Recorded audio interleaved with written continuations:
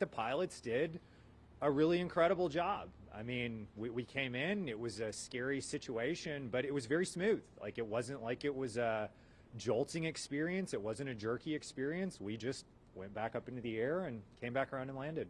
Adam Johnson was on the JetBlue Flight 206 from Nashville, ordered to abort its landing. He says he knew something was off, but had no clue the close call he was encountering, finding out the next day on the news. This is one of the most vulnerable phases of flight. It's also where the traffic is the most dense. The FAA says on Monday night, a JetBlue flight from Nashville was cleared to land just before 7 when a Learjet planning to use a crossing runway took off without permission. That JetBlue flight ordered to abort landing and perform a turnaround.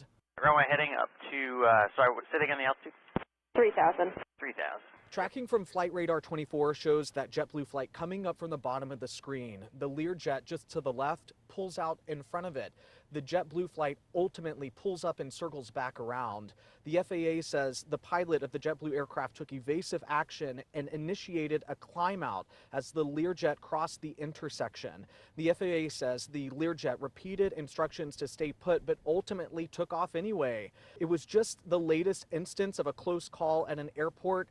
New York's JFK had an instance last month, and Burbank, California had a similar case last week, leaving many wondering what's going on.